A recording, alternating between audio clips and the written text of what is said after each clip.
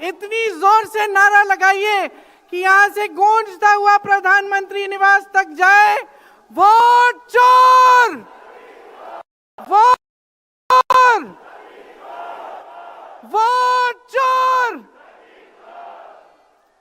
ये वोट क्या है, इसकी कीमत क्या है हमारे जीवन में, इसको समझना बहुत जरूरी है। बहुत समय पहले जब आजादी की लड़ाई शुरू हो रही थी और नेहरू जी जगह जगह जाते थे लोगों से मिलने के लिए, तो एक नारा गूंजता था। जब वो पहुंचते थे तो देश की जनता भारत माता की जय जयकार करती थी। उस समय नेहरू जी ने इस बात का उल्लेख किया कि भारत माता क्या है। उन्होंने कहा कि भारत की प्राकृतिक संपत्ति, भारत की नदियां, भारत के पहाड़, भारत के खेत तो भारत माता है ही, लेकिन भारत की जनता, भारत का एक एक बेटा, एक एक बेटी, जो इस धरती का पुत्र है, जो इस धरती की पुत्री है, वे सब भारत माता के अंश हैं। वे सब एक तरह से भारत माता ही हैं। और इसी सोच, इसी भावना ने हमारे संविधान को बनाया। इसी भावना ने आप सबको एक एक वोट दिया, जिससे आपका सबसे बड़ा अधिकार सरकार को चुनने का, सरकार को गिराने का आपको मिले। इसी सोच ने, इसी भावना ने इस तरह की संस्थाएं बनाई कि लोकतंत्र को मजबूत रखें। कैसी संस्थाएं थी ये? न्यायपालिका, मीडिया, संसद, ये राजनीतिक दल जिसका हम भाग हैं, विपक्षी दल, सत्ता पक्ष के जो नेता हैं वो, चुनाव आयोग, ये सब जनता के हित की रक्षा के लिए बनाए गए।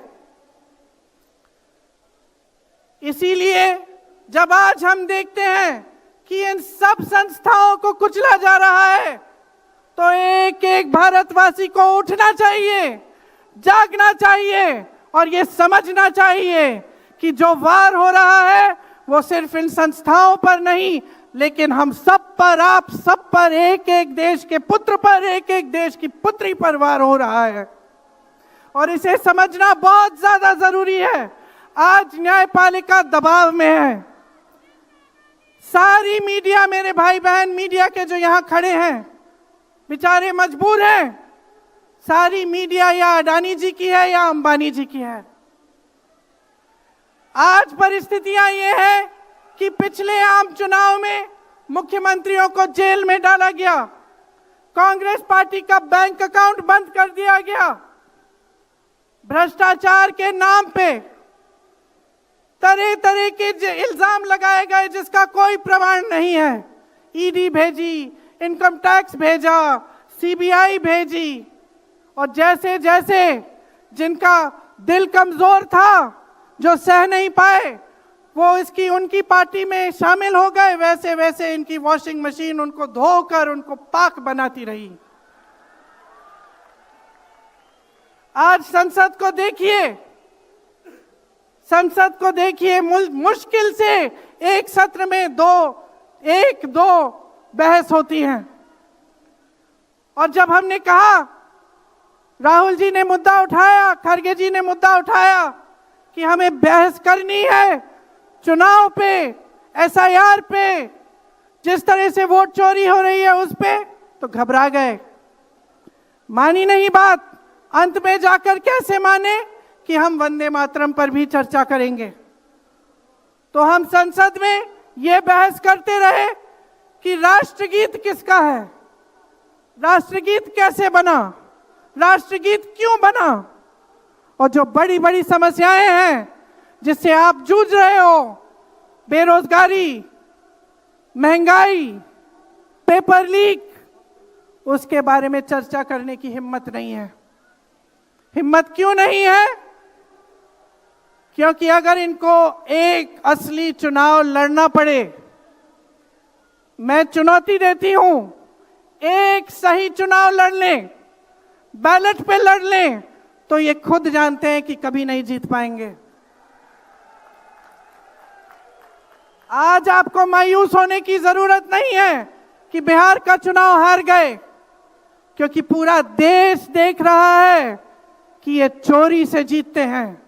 राहुल जी ने प्रेस कॉन्फ्रेंस की, पहले हरियाणा की बात बताई, महाराष्ट्र की बात बताई, कर्नाटक की बात बताई, बिहार में एसआईआर करके 65 लाख वोट काट दिए गए।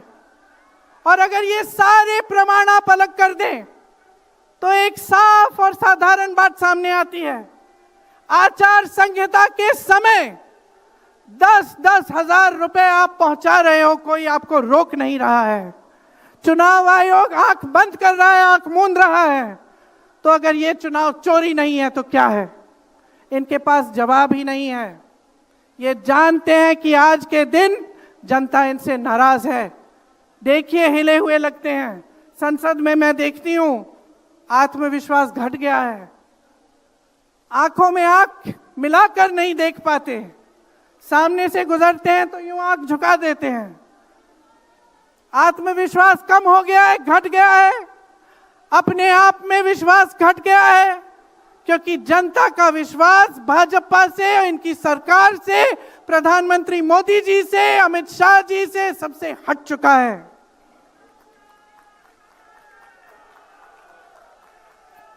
आज इनको चुनाव आयोग की जरूरत है।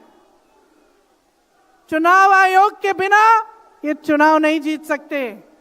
और याद रखिए, चुनाव आयोग के जो मुख्य जो 3 अधिकारी हैं, उनके नाम आप याद रखिए, कभी मत भूलिए इनके नाम, क्योंकि ये आज हमारे लोकतंत्र पर वार कर रहे हैं। इतिहास में कभी ऐसा नहीं हुआ कि पूरा विपक्ष कह रहा है कि हमें विश्वास नहीं है चुनाव आयोग में, इन चुनाव में हमारा विश्वास नहीं है, ये चुनाव ठीक ढंग से नहीं किए जा रहे हैं।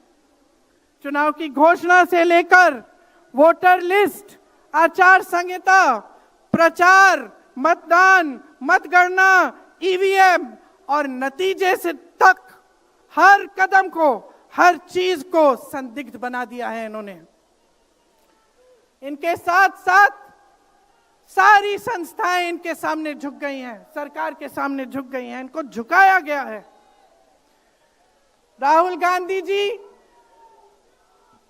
ने बिहार चुनाव में लंबी यात्रा की एसआईआर के खिलाफ। क्यों की? क्योंकि एसआईआर में ये वोट काटकर चुनाव का नतीजा अपने पक्ष में करना चाह रहे थे। अब यूपी में शुरू हो गया है, 3 करोड़ नाम काटे गए हैं यूपी में। कितना योग्य है ये चुनाव आयोग भाजपा के लिए?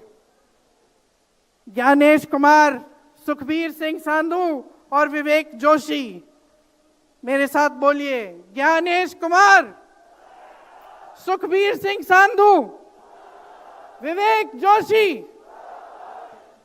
ये देश इन 3 नामों को नहीं भूलेगा।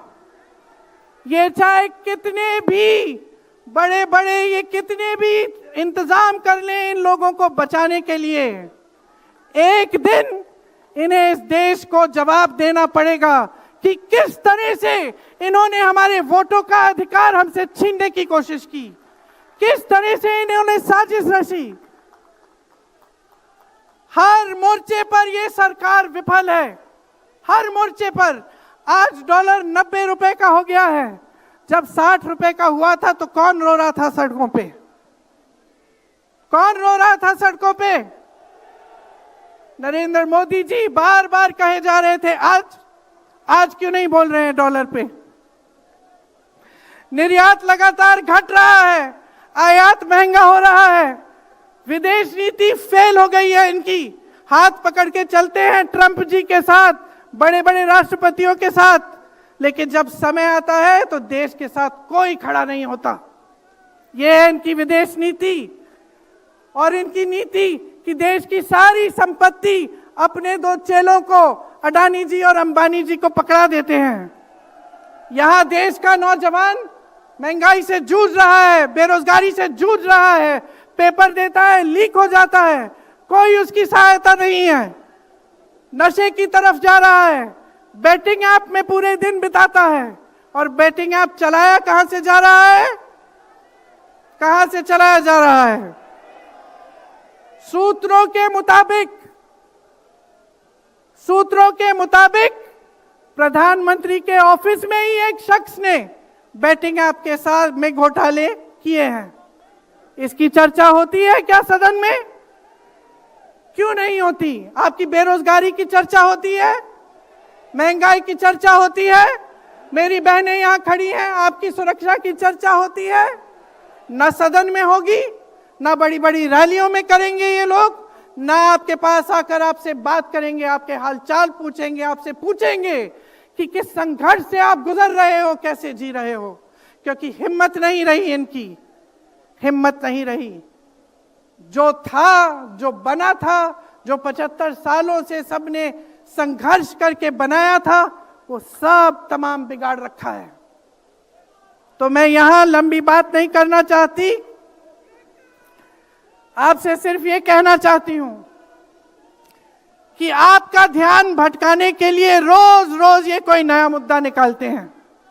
आप खुद देख रहे हैं, आप अपना ध्यान केंद्रित करिए। ये वोट का अधिकार आपका सबसे बड़ा अधिकार है। इन्होंने सब कुछ खत्म कर दिया है, लेकिन सच्चाई आप देख रहे हैं, सच्चाई आप आज समझने लगे हैं। और वो सच्चाई आपकी सच्चाई है, आप जीते हैं उसे। ये आपका अधिकार है जो आस्ते आस्ते आपसे लिया जा रहा है। हमारी एक लंबी लड़ाई है, भारत माता की आत्मा की रक्षा की लड़ाई है। राहुल जी 8000 किलोमीटर की यात्रा करके आए हैं, देश भर में पहले पैदल चले, फिर यात्रा की इन्होंने किस लिए? न्याय के लिए, देश की एकता के लिए। हमारे अध्यक्ष जी खड़गे जी, इस उम्र में मैंने देखा है 47 डिग्री की गर्मी में हेलीकॉप्टर से उतरते हुए ऐसे बड़े बड़े मंचों में पसीने से लथपथ, लेकिन झुकते नहीं हैं, हटते नहीं हैं, चलते रहते हैं। ये है हमारी कांग्रेस की शक्ति। ये वही शक्ति है जिसने स्वतंत्रता संग्राम में हमें आजादी दिलाई। ये वही शक्ति है जो सच्चाई से पीछे कभी नहीं हटेगी। ये वही शक्ति है जो आप सबको यहां लाई है, आज आपको ये संघर्ष की शक्ति दी है कि इस माहौल में इस समय आप खड़े रहे अपनी पार्टी के साथ। ये देश की महान जनता है और हम अपना दायित्व समझते हैं, अपना धर्म समझते हैं कि हम आपके वोट की रक्षा करें, संविधान की रक्षा करें और आपके अधिकारों को मजबूत करें। इसलिए आज हम यहाँ आपके सामने आए हैं ये कहने के लिए कि हम लड़ते रहेंगे, हम कभी नहीं झुकेंगे, हम कभी नहीं रुकेंगे। धन्यवाद। जय हिंद।